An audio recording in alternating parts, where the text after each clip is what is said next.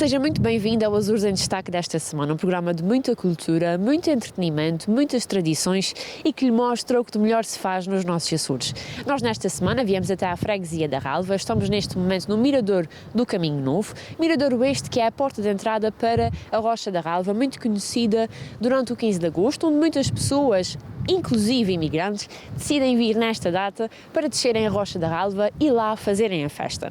E nós é daqui da Ralva que vamos até à Quinta do Bom Despacho. Falamos com a Joana, ela que é a proprietária da Quinta e que nos falou também sobre a história da Quinta, mas também o que se faz por lá. Fique desse lado. A Quinta do Bom Despacho está na minha família há mais de 400 anos.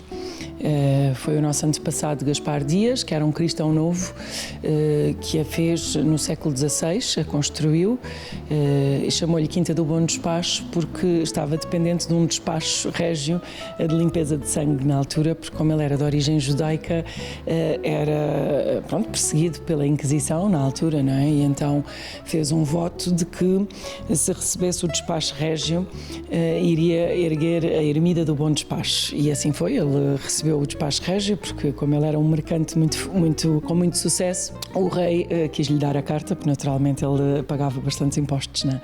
E então, quando recebeu a carta, assim fez, ergueu a ermida do Bom Despacho e construiu também o solar que está aqui atrás de nós, que é uma casa muito grande, um solar muito típico aqui de São Miguel, e aqui ficou a viver, e toda esta zona aqui à volta ficou conhecida como o lugar do Bom Despacho. E quando eu era pequenina, viemos para cá viver, nos anos 80, portanto, entre Gaspar Dias e os anos 80, naturalmente passaram-se 4 séculos, 2 dos quais a casa esteve praticamente abandonada. Quando a família deixa de viver no Palácio da Marquês da Praia, lá embaixo no centro da cidade, o meu avô recupera aqui a Quinta do Bom Despacho, portanto, entre 81 e 84, é recuperado o solar e a família passa a viver aqui a partir de 1984. Lembro-me de ser criança e vir aqui brincar nas obras e ver o Bom Despacho a ser reconstruído. Na altura não havia paim, não havia via rápida, não havia nada disso, não é? E, portanto, o lugar do Bom Despacho continuava mais ou menos intacto, com pastos bastante vastos aqui à volta, e eu acordava com o barulho de bezerros todos os dias de manhã, etc. Passam-se 30 anos de várias gerações a nascerem e a crescerem nesta casa, porque não era só o meu pai e a minha família que aqui viviam, o meu tio António também aqui vivia, com as minhas primas, os meus avós vinham e passavam 4 meses do ano no verão, as minhas tias vinham muitas vezes também com os primos, e portanto isto tornou-se uma casa de família com bastante bolice, não é? E sobretudo na época do verão isto era uma festa sempre. Depois, à medida que as pessoas vão crescendo e saindo de casa, voando o ninho, não é? A casa começa a ficar cada vez mais vazia, e em 2011, quando o meu avô morre, começam a pensar então se aonde vender a casa, ou se onde há alugar, ou como é que vão fazer. E aí nessa altura eu e a minha irmã mais nova, a Susana, dissemos, bom, então aluguem-na a nós vamos fazer um ecoturismo, porque estávamos com muita vontade de manter a propriedade na família, primeiro, e segundo, de promovê-la e torná-la útil num contexto de uma economia florescente aqui nos Açores, e o turismo na altura era uma aposta sólida, continua a ser, não é? Mas claro que neste momento estamos a fazer uma pausa do coronavírus, não é? Portanto, em 2013 começamos a montar um dossiê de Empreende Jovem, em 2014 submetemos esse dossiê, em 2015 abrimos ao público, portanto foi-nos concedido o incentivo, fizemos obras extensas na casa, renovámos a rede de esgotos, de águas, de eletricidades, pusemos internet com fibra óptica, temos Wi-Fi em todos os quartos, temos Wi-Fi de alta potência no jardim, enfim, mas mantivemos a traça arquitetónica original da casa. E, portanto, a casa, nós costumamos dizer que é uma ponte entre o passado e o futuro, não é? Portanto, é um misto entre aquilo que é o nosso património, não é? O nosso heritage, no fundo, aqui muito presente, com mobília clássica, antiga, que foi toda restaurada, e também esta nova vertente que nós imprimimos de ser um espaço com uma preocupação ecológica, com os olhos postos no futuro e numa sustentabilidade que depende de nós mudarmos as nossas ações no dia-a-dia. E, portanto, a Quinta Quinta do Bom Despacho renasce assente sobre este princípio de turismo sustentável. Quando nós fazemos uma certificação em que cumprimos mais de 400 critérios de sustentabilidade, assentes nos 3 pilares, do social, ambiental e económico, portanto, naturalmente, não esquecemos a economia tradicional e fazemos contas e temos lucro, mas fazemos-lo com uma preocupação de baixar o nosso impacto negativo nas pessoas e no meio ambiente. E isso passa por uma data de procedimentos e de escolhas que fazemos na gestão do alojamento. Portanto, no que diz respeito às pessoas, isto tem implicações nos contratos de trabalho, nas horas de trabalho, na flexibilidade que nós temos com os nossos colaboradores, mas também por uma marcada contribuição para a vida comunitária aqui em Ponta Delgada e em São Miguel em particular. Recebemos escolas, recebemos centros de dia, gratuitamente, naturalmente, e fazemos visitas guiadas sobre agroecologia, turismo sustentável e mostrando às crianças, aos jovens e aos adultos formas de incluírem a sustentabilidade no seu dia-a-dia. E, portanto, quando qualquer pessoa vem à Quinta do Bom Despacho, encontra vários exemplos de como pode fazer esses ajustes. Do ponto de vista ambiental, temos um sem número de coisas. Posso-vos dizer que temos uma política de zero lixo para aterro, medimos e pesamos todos os nossos resíduos, fazemos separação de tudo. Os nossos resíduos orgânicos são utilizados na compostagem aqui, é uma compostagem feita de forma científica, que depois, quando o solo está estabilizado, é aplicado nas nossas hortas. As hortas produzem vegetais biológicos, frutas e vegetais biológicos que estão depois disponíveis para os nossos hóspedes. E, portanto, aqui fecha-se um bocadinho o círculo, não é? Porque os hóspedes que aqui ficam podem se alimentar de forma saudável e ter um pouco daquilo que nos falta sempre quando estamos em férias, não é? Que é podermos manter aquela rotina, podermos manter uma alimentação saudável e algum equilíbrio naquilo que fazemos. Isto é particularmente importante para pessoas que tenham problemas de saúde ou que tenham crianças pequenas ou que já tenham uma consciência mais alargada sobre a importância que a saúde tem nas nossas vidas, a saúde e o self-care. Temos muitas vezes grupos de famílias, nomeadamente grupos de famílias da diáspora, não é? Dos nossos imigrantes da América do Norte e Canadá.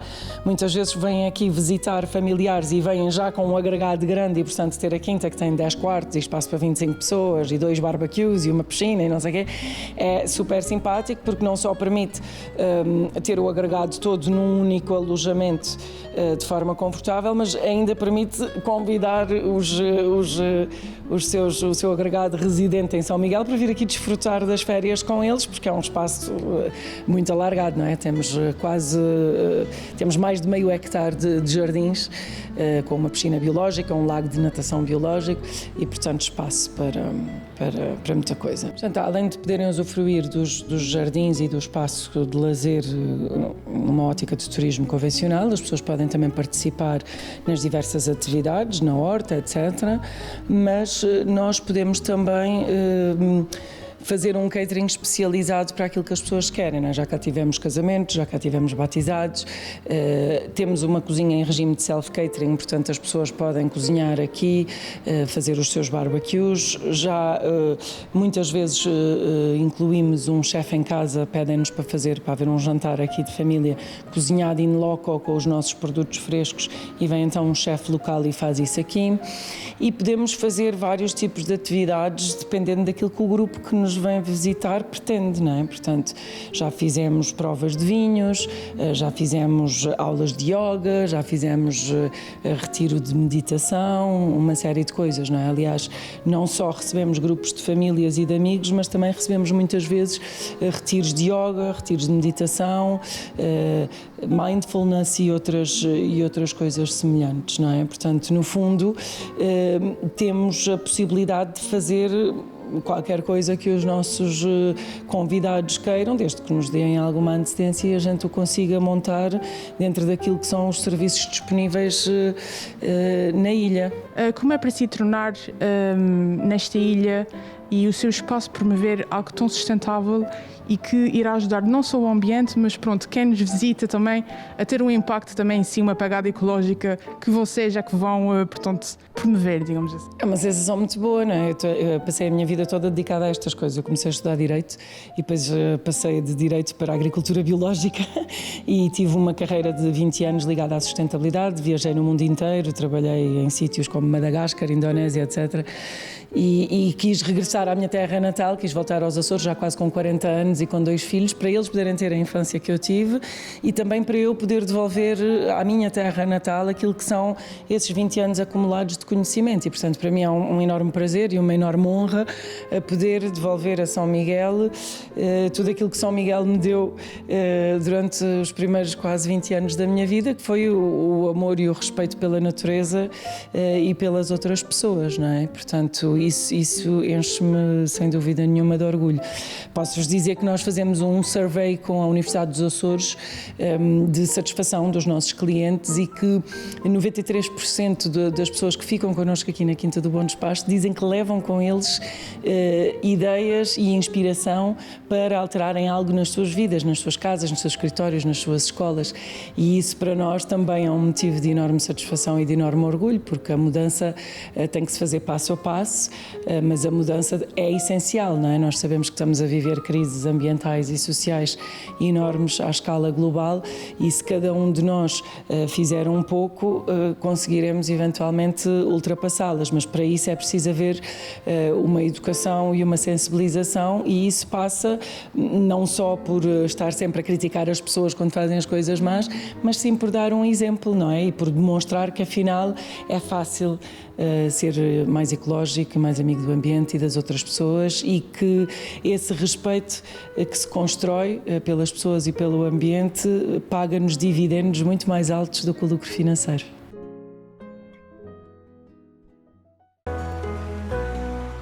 Nós por cá continuamos ainda no Mirador do Caminho Novo, ele também que é a porta de entrada para a freguesia da Ralva e como podem ver atrás de mim nós temos uma placa que assinala precisamente isso, o início da freguesia depois da Covoada. E é daqui, deste mirador, que nós vamos também à queijaria O Lavrador, queijaria que fica precisamente na Covoada. Falamos com o Sr. Luís, ele que nos explicou a história da queijaria, o modo de produção dos seus queijos e também os seus planos futuros. Fique desse lado e não perca. Até já! Nós começamos aqui em 2006, em 19 de janeiro de 2006. Começamos aqui a fazer a fábrica porque havia necessidade, tínhamos uma exploração de cabras na altura e havia necessidade de fazer um produto final porque tínhamos o leite. Começamos em 2006 com leite de cabra, aliás com queijo de cabra puro, mistura e queijo de vaca fresco.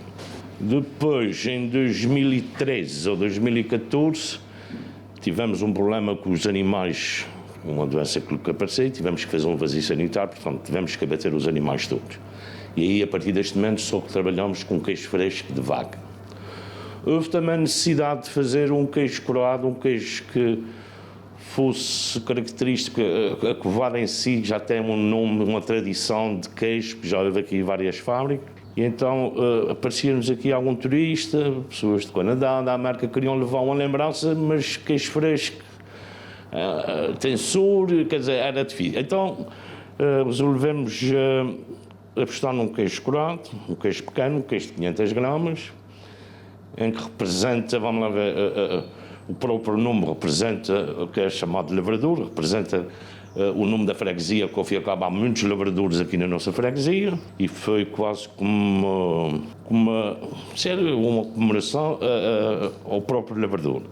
Tivemos o apoio do Inova, nessa altura, do Dr. João Leite, formado em Biologia, homem que percebe muito desta matéria, que nos ajudou na altura a formar esse queijo, que é o queijo que a gente tem aqui. Portanto, e a partir daí foi andar para a frente. Pronto, a gente o que é que faz? Vendemos restaurantes, mini-mercados, hotéis, vendemos pela porta, ao domicílio, entregas ao domicílio, vendas ao domicílio. Tudo que se possa vender, a gente está aqui para vender. Infelizmente, ultimamente, derivado da pandemia, isto tem vindo tudo a baixar drasticamente. Acontece porém que a gente continua a vender pela porta, ao domicílio, mas a restauração e os hotéis, isso, cada vez tem sido menos, aliás, até os hotéis estão fechados. Pronto, vamos andando devagarinho, um dia de cada vez, até ver se isso começa a melhorar. Ora bem, a folha de conteira já vem de há muitos anos. E era proibido, foi proibido a folha de conteira, foi proibido a fazer queijo na folha de conteira. Mas há uma lei comunitária que fala em que todo e qualquer produto tradicional de cada região pode ser confeccionado obedecendo às regras do HACCP. E eu, na altura, fui falar com as atividades económicas, que era a entidade que regula isto, e falei com a doutora lá e que me deu resposta, perguntei-lhe se isso podia servir para aqui para os Açores, que isso é uma norma comunitária, podia não ter chegado nem sequer a Portugal, nem sequer aos Açores. E ela disse, sim senhor, pode, porque a lei é para a Europa toda, a gente se faz parte da Europa também. Portanto, e a partir de 2015 ou 2014, começamos a fazer na folha. Agora, há uma análise periódica dessa folha, há uma desinfecção, uma lavagem, quer dizer, é um produto tradicional, o que é que faz? Antigamente as pessoas usavam a folha, porquê? Porque não havia frigoríficos. E a forma de envolver o queijo com a folha é uma forma do queijo durar mais tempo, fresco. Por isso, e é tradicional, por isso é que a gente apostou nisto. Portanto, a gente geralmente de manhã, 5 de manhã, vamos buscar o leite à exploração, é uma exploração do irmão meu, vai buscar a sua quantidade que precisa, que é também uma das vantagens. Neste próprio dia, trouxemos o leite é pasteurizado, faz-se aqui uma pasteurização lenta, em que leva meia hora em 65 graus. Depois, dessa forma, passamos com a cuba em que ele arrefece e introduzimos o coalho, o sal, e depois faz a coalhada, e depois é cheio, e depois da forma como vão ver, é cheio, e da parte da tarde é embalado. E amanhã já vai para o cliente. E às vezes da tarde, 2 da tarde, já há clientes que vêm buscar desses frescos mesmo. Em relação ao processo de produção, o Sr. Luís optou por deixar, de certa forma, ser tudo feito à mão, e ser feito à mão muitas vezes valoriza o nosso produto e aquilo que é nosso. Foi por isso que o Sr. Luís também optou por fazer este processo mais artesanal? Sim, foi. Foi porque é assim. A gente sabe quando se trabalha com pequenas quantidades, a gente não pode se comparar com fábricas grandes. Somos uma pequena queijaria, trabalhamos com pequenas dimensões, não. E a mais-valia de ser tradicional e ser artesanal é uma forma de vender. A gente sabe que as grandes indústrias também fazem como deve ser isso tudo, mas para as pessoas, quando se faz coisas em grande massa, já não é a mesma coisa que ser feito à mão. À mão há sempre uma sensibilidade diferente, por isso foi sempre nisso que apostamos e queremos continuar dessa forma. Porque somos pequeninos, não estamos aqui com grandes dimensões, com grandes quantidades de litros de leite, coisa pequenina, por isso, sendo pequenino, eu acho que a forma tradicional e a forma artesanal é uma das formas que faz vender. Eu já falei nisto já para trás, noutras entrevistas que dei, o que é que a gente está a pensar? A gente está a pensar, a gente está aqui situados numa freguesia que passa muito turista ao nosso lado, que vai para as 7 cidades. E então estamos a pensar em alargar mais a fábrica no sentido da produção do queijo curado aumentar mais um bocadinho. E queremos fazer também um salão de visitas em que as pessoas que vêm cá querem provar o queijo, querem beber um chá dos nossos, querem beber um vinho dos nossos, enfim, ter tudo que é produtos da nossa terra, e incluindo o meu queijo, que logicamente que a função é essa. Portanto, ter uma sala de visita para quando vier alguém aqui, e combinar com as agências e isso tudo, estarem aqui para o que é nosso. E é daqui, do Mirador, que nós vemos precisamente o aeroporto de João Paulo II, ele que é a porta de entrada para todas as pessoas que desejem visitar a ilha de São Miguel. E já a seguir, a um curto intervalo, poderemos ver o moinho da Bibi. A sua proprietária, Gabriela, explicou-nos que mais do que um moinho, é um lugar cheio de história. Até já! E depois do nosso curtinho intervalo, nós vamos até à freguesia da Candelária. Foi na Candelária que podemos falar com a dona Gabriela, ela que é a proprietária do moinho da Bibi e que numa conversa connosco teve a oportunidade de explicar o motivo de se chamar moinho da Bibi, a história por detrás do moinho, o processo que foi até adquiri-lo e a história que se tem feito nos últimos anos. Até já! moinho é um espaço com muita história, é um espaço que eu costumo dizer que faz parte de um conto de fadas. Dormir num moinho, num espaço que é redondo, onde sopra o vento e cantam os passarinhos, porque aqui há muitos passarinhos. É um espaço que me diz muito. A minha mãe foi professora aqui em cima na Candelária durante muitos anos, que era a Lídia Mendonça. Brinquei neste moinho quando ele ainda funcionava, se calhar. E depois, quando o adquiri, foi classificado como património e foi classificado como turismo a espaço rural na modalidade de casa de campo. Não foi uma obra fácil, foi uma obra complexa, principalmente a cúpula, porque foi o primeiro moinho a ser recuperado e classificado como casa de campo. É um espaço que, embora seja velho por fora, porque nós mantivemos toda a estrutura e aquilo tem uma argamassa que eles têm, que na altura o arquiteto e o engenheiro disseram que picar isto para poder recuperá-lo tudo por fora não seria boa ideia, porque o que foi utilizado era chamado um tetim, que é o que lhe dá estas cores, esta paleta de cores que tem por fora. Era muito bom, que não valia a pena. Então nós fizemos assim, só recuperamos a cúpula por uma fotografia que foi tirada pelo meu pai, para ficar o mais parecido possível.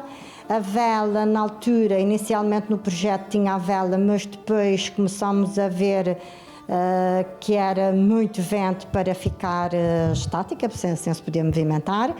Ele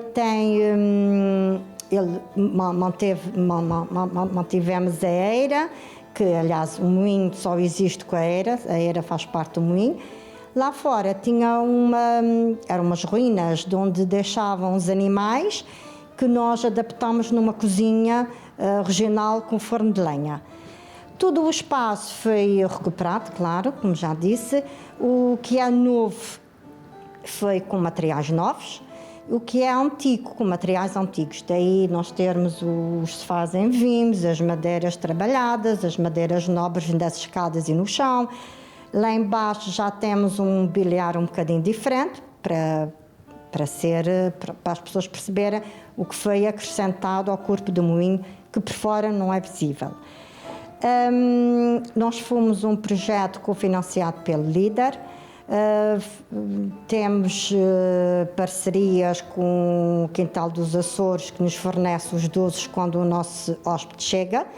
Inicialmente nós íamos buscá-lo ao aeroporto e fazíamos depois um pequenino briefing com eles, já aqui no moinho, que era muito agradável, onde deixámos também um mapa com tudo escrito que eles podem ver durante a estada. Neste momento não é possível, neste momento tivemos que alterar tudo isto, são as circunstâncias. Agora já não temos esse contacto direto com o hóspede, que era o que nos fazia muita diferença do nosso alojamento para um hotel, mas as coisas vão evoluindo e nós temos que as seguir. Tivemos também o curso de Clean and Save para podermos ter melhor noção do que é que temos que fazer quando tivermos o hóspede. Nós mantivemos o moinho fechado devido às circunstâncias, iremos abrir em abril. Já temos algumas reservas, não muitas, claro, nesta altura não. Normalmente o nosso hóspede é estrangeiro, a maior parte alemão. Inicialmente até eram ingleses, quando nós abrimos. Nós abrimos em 2000, o primeiro hóspede foi um francês e foi muito engraçado, eles vieram do Nordeste. Quando eu abri a porta, era um casal com uma filha, ela entrou e disse, oh mon Dieu! E eu disse, olha, era exatamente isso que eu queria. A pessoa, quando entra, tem sempre um certo impacto do que é que espera. Nós deixamos sempre flores naturais, nós deixamos sempre uma cesta de boas-vindas com produtos locais, como já referido, Quintal dos Açores, entre outros, não é? Temos sempre, à sexta-feira, se o hóspede continua connosco numa sexta-feira, o pão feito em casa. Candelária tem uma tradição muito boa de pão, de massa. A Candelária cozinha muito bem. E então temos uma senhora que coze o pão. Inclusivamente, se o hóspede quiser ir ver, também ela autoriza que vão ver. Tem que se proteger, claro, mas vá.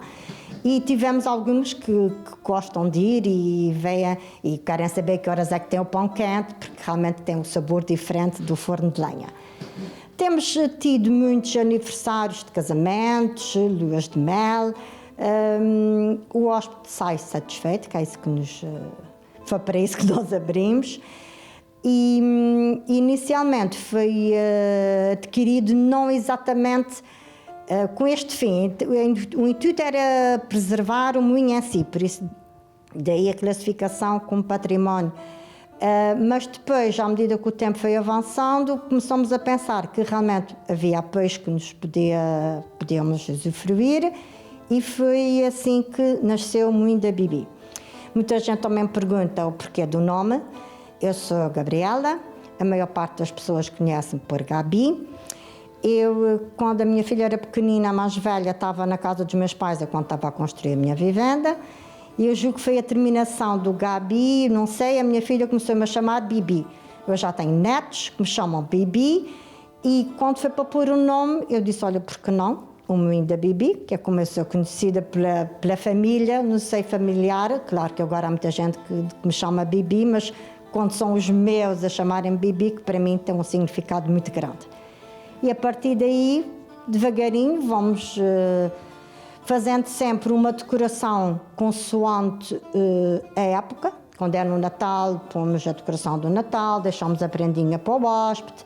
A Páscoa deixamos-lhe um folar, explicamos sempre o que é que se passa. Agora tudo isso é feito pela internet. Não é a mesma coisa, mas o hóspede quando chega já sabe mais ou menos o que é que o espera, digamos assim. E essencialmente é isto. Nós tentamos dar o máximo de conforto e que a pessoa se sinta sempre bem, e mantemos em contacto 24 horas. Pronto, se eles precisarem, a qualquer altura, podem nos contactar. Nós já tivemos um hóspede que a luz não foi culpa nossa, foi geral. Essa zona toda da parte oeste da ilha ficou sem luz, ele ficou muito assustado e nós viemos aqui, não sei se eram 2 ou 3 da manhã. Entretanto, telefonei para saber, aliás, pelo caminho já fui telefonando a saber o que é que se passava, expliquei aos senhores, ficámos aqui com eles um bocadinho, depois a luz chegou, fizemos um chá, comemos um biscoitinho, eles foram-se deitar e eu fui-me embora. Temos tido histórias engraçadas, tivemos também um casal inglês, na altura nós tínhamos uma casa de passar verão nos mosteiros, eu fiquei aqui no moinho, o meu marido foi com a minha filha pescar o hóspede. Um vento, chuva, nevoeiro, somos ilhas de bruma, e o meu marido só dizia, bom, se eu fosse o hóspede, eu voltava a entrar no avião e ia-me embora, porque o tempo estava mesmo péssimo. E eu, olhando para o tempo, fiz um chá, preparei o biscoitinho, pus a mesa, e a senhora, quando entrou, disse, só pelo acolhimento valeu a viagem. E eu costumo dizer, mais palavras para quê? Pronto, isso traduz o que é que nós pretendemos e o que é portanto, cada hóspede que sai daqui feliz, para nós é um contentamento, não há dúvida. O moinho em si foi engraçado. Eu já criei o moinho há uns tempos, e depois, quando nós tínhamos a casa nos mosteiros, passámos por aqui N vezes.